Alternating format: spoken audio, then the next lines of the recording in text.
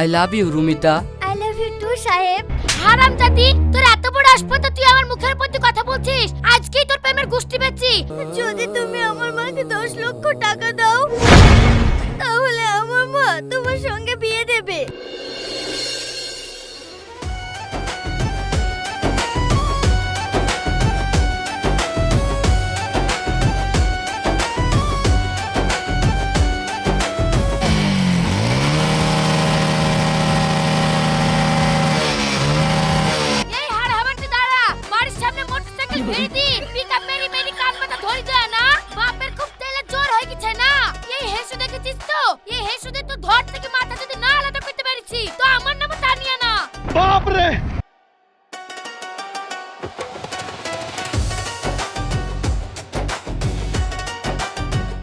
এই মেয়ের মা যা ডেঞ্জারাস, একে মনে হয় কেউ আর পটাতে পারবে না। পটাতে পারবে না মানে? আমি পটিকা দম লিব?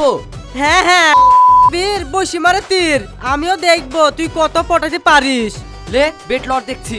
হ্যাঁ বেট লইলাম, যা। তুই যদি ওকে পটাতে পারিস তাহলে আমি তোকে 500 টাকা প্রাইজ দেবো। ঠিক আছে, কাল থেকে খেলা শুরু।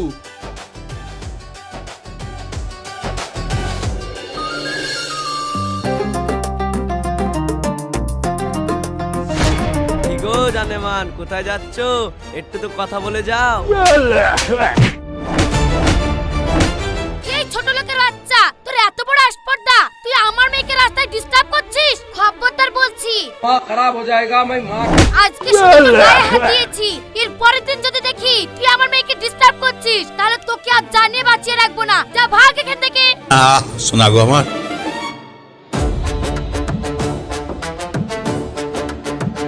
भारी मिस्टेक हो गया सर।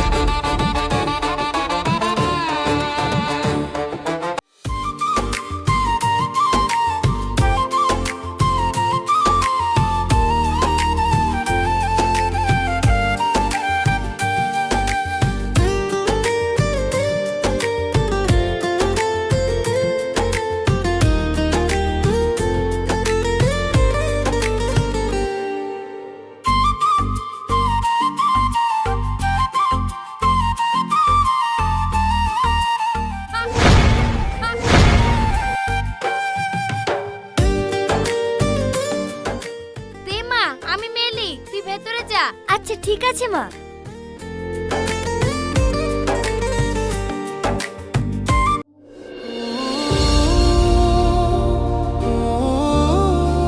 সাহেব সাহেব, কই রে? এটা খাবার হয়ে গেছে, আয় খেইলে। এই যে মিস্টার সাহেব, আপনাকে আপনার মা ভাত খেতে ডাকছে।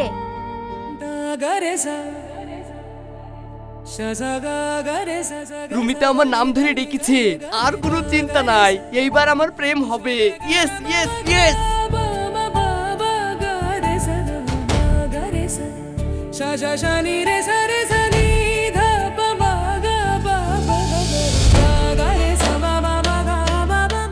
দেখো, রাস্তাঘাটে এখন কথা বলবো না, কোথায় মা দেখে ফেলবে। তুমি এখন যাও। ঠিক আছে ঠিক আছে, পরে কথা হবে তাহলে। হ্যাঁ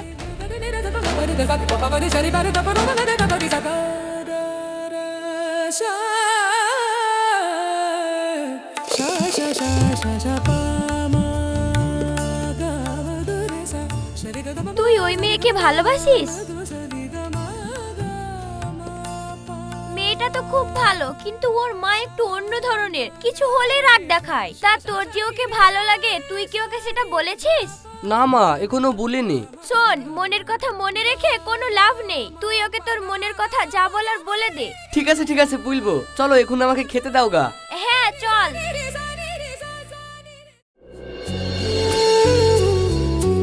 রুমিতার বাড়িতে তো আর মা নাই, এই সুযোগে একটু দেখা করে আসি কি।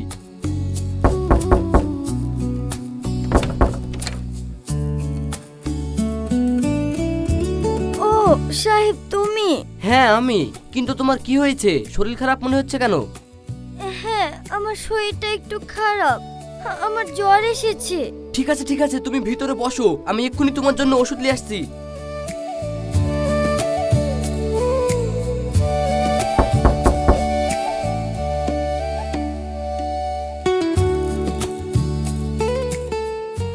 তুমি রেস্ট করো, আমি পরে আসবো।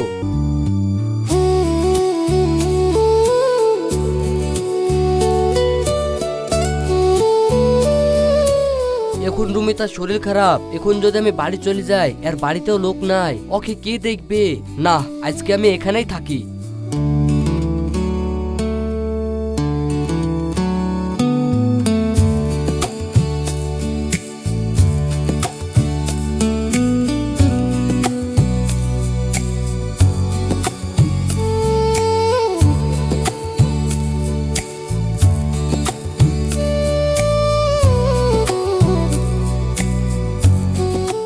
এই শুনছো?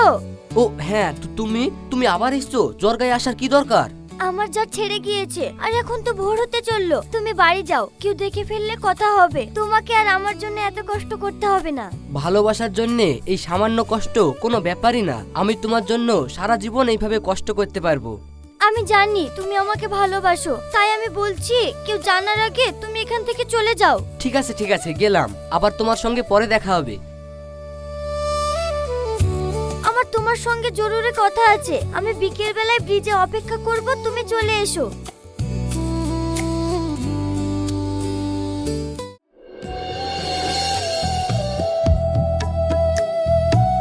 বলো রুমিতা, কেমন আছো? সেই দিন তুমি আমাকে ঠিকভাবে প্রপোজ করনি, এখন করো তো। মাকে ফোন করব নাকি? আমি তোমাকে ভালোবাসি। কই, আমার নামটা তো উল্লেখ করলে না। I love you Rumita. I love you too Saheb. তুমি আমাকে ছেড়ে যাবে না তো সাহেব? চলো আমরা বিয়ে করে ফেলি, তারপরে একসাথে আমরা অনুষ্ঠান পালন করব। আচ্ছা, আমি একাই সবকিছু বলে যাচ্ছি, তুমি কিছু বলো। অনেক ছেলেই আমাকে প্রপোজ করেছে, কিন্তু আমার মায়ের ভয়ে সব ছেলেই পালিয়ে গিয়েছে। আমি যদি সেই সব ছেলেদেরকে কাউকে পছন্দ করতাম, হয়তো কখনো তারা আমার মায়ের কাছ থেকে আমাকে কখনোই চাইতো না। কিন্তু তুমি আমাকে অতি সাহসের সঙ্গে এই প্রস্তাবটা দিয়েছো, এই বিষয়টা আমার খুবই ভালো লেগেছে। আর তাই আমি তোমার প্রেমে পড়েছি। আর আমি জানি তুমি আমার অনেক খেয়াল রাখবে, আর আমাদের ছোট ছোট বাচ্চা হবে, আর আমরা তাদেরকে নিয়ে খুব খুশি থাকবো।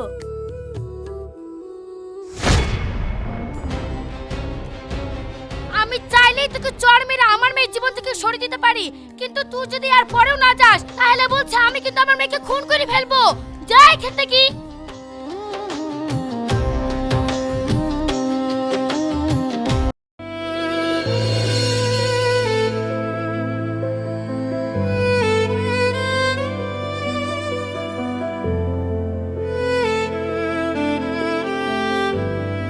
রুমিতা, তুমি এরকম করছো কেন? চারটা দিন তোমাকে এক নজর দেখার জন্য আমি পাগলের মতো ঘুরেছি। কি হয়েছে তোমার? আমার দিকে তাকাও, কথা বলছো না কেন? সাহেব, আমার মায়ের কাছে আমাদের ভালোবাসার কোনো মূল্য নেই। আমার মা শুধু টাকা চেনে। সে আমার জন্য একটা বড়লোক ছেলে দেখেছে, কিন্তু আমি তোমাকে ছাড়া কাউকে বিয়ে করব না। আমিও তো তোমাকে ছাড়া বাঁচবো না। তাহলে বলো রুমিতা, কি করলে তোমার মা রাজি হবে? আমি কি তোমার মার পা জড়িয়ে ধরে তোমার ভিক্ষা চাইবো? বলো রুমিতা, বলো। তুমি যা বলবে আমি তাই করব। কোনো লাভ হবে না সাহেব। আমার মা পাথরের মতো নিষ্ঠুর। কান্না বা ভালোবাসার ওনার কাছে কোনো কিছুরই দাম নেই। সে কোনো মতেই আমাদের বিয়ে দেবে না। সে মানুষ চেনে না, সে ভালোবাসা বোঝে না। সে শুধু চেনে টাকা সাহেব, টাকা টাকা টাকা। ওনাকে রাজি করতে গেলে শুধু টাকা লাগবে। যদি তুমি আমার মাকে 10 লক্ষ টাকা দাও, তাহলে আমার মা তোমার সঙ্গে বিয়ে দেবে। টাকার লোভে সে এত নিচে নেমে গিয়েছে যে মেয়ের বিয়েতে টাকা দেয়, আর ও টাকা নেব বলছে। তাই আমি তোমাকে কোন লজ্জায় মুখ দেখাবো বলো? তাই আমি বাধ্য হয়ে মামার বাড়ি চলে এসেছি। 10 লাখ টাকার বিনিময়ে যদি তোমার মা আমাদের ভালোবাসাটা মেনে নেয়, তাহলে আমি এক্ষুনি টাকার ব্যবস্থা করছি। তুমি নিশ্চিন্তায় মামার বাড়ি যাও। তুমি আমাকে ভুলে যাবে না তো সাহেব? দূর পাগলি, যতদিন আমার শরীরে নিঃশ্বাস বইছে ততদিন আমি শুধু তোমার।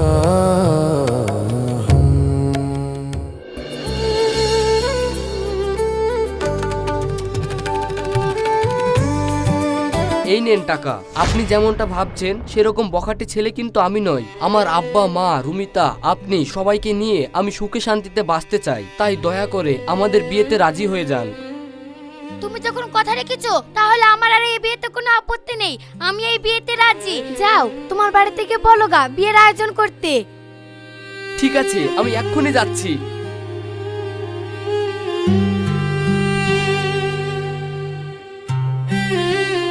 রুমিতা, সবকিছু গুছিলে, টাকা পয়সা পেয়ে গেছি। আজকে ভোরে আমরা এখান থেকে পালাবো, তিন নতুন এলাকায় গিয়ে আবার আমরা নতুন জাল ফেলবো। মাছ আমরা এইভাবেই তুলবো আর আমরা এইভাবেই টাকা ইনকাম করবো।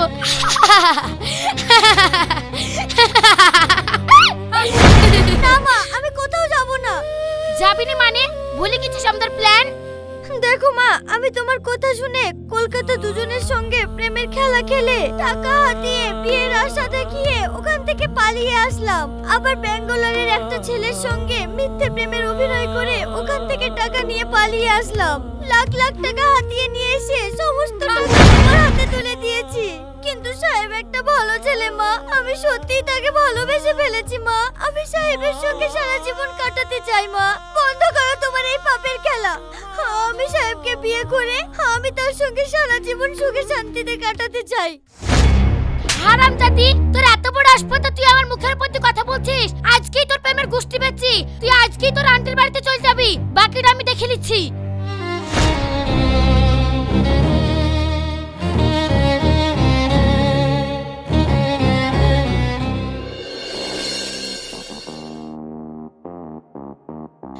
আরে বাঁচালে চ, কি করছিস? এরকম মরা গরুর মতো ঢিল ঢাল করে হাঁটলে সকাল হয়ে যাবে। কি করছিস তুই? তাড়াতাড়ি চ, কেউ দেখার আগে আমাদেরকে বাংলাদেশের বর্ডার পার করে পালিয়ে যেতে হবে। তাড়াতাড়ি চ। মা, আমরা কিন্তু কাজটা ভালো করছি না। চুপ কর, ভালো মন্দ পরে বুঝবো।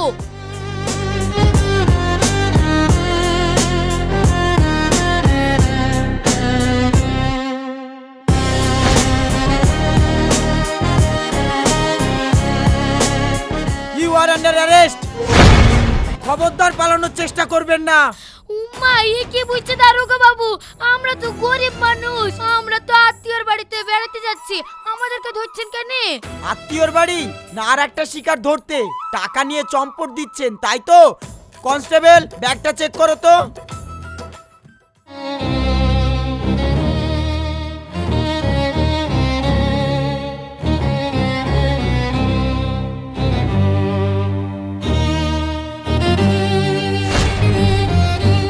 বাহ, আত্মীয়র বাড়ি যেতে এতগুলো টাকা লাগে? সত্যি করে বলুন তো, এই 10 লাখ টাকা কার? এই টাকা তো আমাদের জমি বিক্রি করার টাকা স্যার। চুপ করুন, সব জানি আমরা। কলকাতাতে একটা ছেলেকে প্রেমের জালে ফাঁসিয়ে তার সর্বোচ্চ লুট করে নিয়ে আপনারা পালিয়ে এসেছেন। আবার ব্যাঙ্গালোরে একটা ছেলেকে এইভাবে প্রেমের জালে ফাঁসিয়ে ভিখারি বানিয়ে দিয়ে এসেছেন। আর সব ইনফরমেশন পেয়েই আমরা আপনাদেরকে ধরতে এসেছি। কি রে রুমিতা, আমরা যে ওই ছেলেগুলোকে ঠকিয়েছি আর এই রাস্তা দিয়ে যে টাকা নিয়ে পালাচ্ছি, এই কথাটা তো একটা কাকপক্ষীও জানতো না, তাহলে পুলিশ জানলো কি করে? কারণ পুলিশকে আমি জানিয়েছি মা। কি, তুই পুলিশকে এসব কথা বলেছিস? তুমি যখন জোর করে আমাকে ব্যাগ গোছাতে বাধ্য করলে, তখন আমি সাহেবকে ফোন করেছিলাম।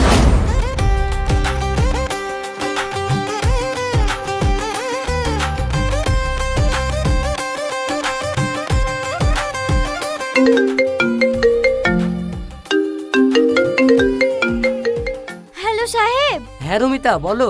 আমার হাতে একদম সময় নেই, তুমি আমার কথাগুলো মন দিয়ে শোনো। হ্যাঁ বলো। মা আমাকে জোর করে ব্যাগ গোছাতে বলেছে। ব্যাগ গুছাতে বলেছে মানে? কোথায় যাচ্ছ তোমরা? তুমি আমাকে ভুল বোঝো না, আমি যা করেছি সব মায়ের চাপে পড়ে করেছি। আমার মা ছোটবেলা থেকে আমাকে পুতুলের মতো নাচিয়ে আসছে। এক এলাকায় থেকে আরেক এলাকায় নিয়ে যায় আর জোর করে ছেলেদের সঙ্গে প্রেমের নাটক করতে বাধ্য করে। তারপর বিয়ের নাম করে টাকা হাতিয়ে নিয়ে মা আমাকে অন্য কোথাও নিয়ে চলে যায়। সেখানে গিয়ে আবার সে নোংরা খেলা শুরু করে।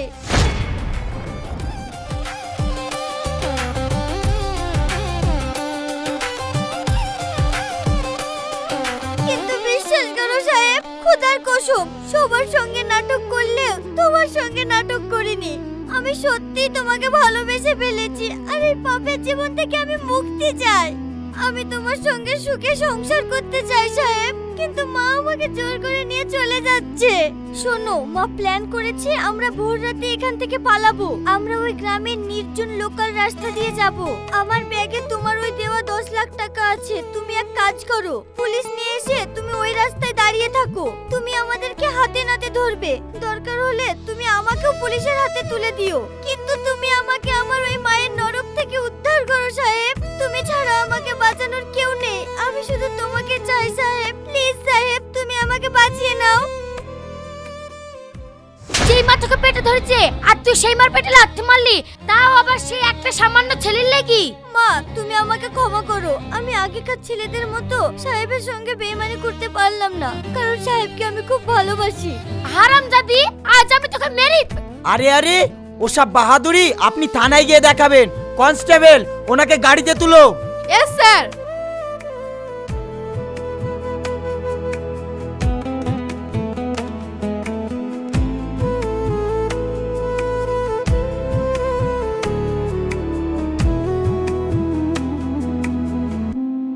আমি জানতাম রুমিতা তুমি আমাকে কখনো ঠকাবে না, কারণ তুমি আমাকে অনেক ভালোবাসো। এখন আর কোনো ভয় নেই, চলো আমরা নতুন করে আবার জীবন শুরু করি।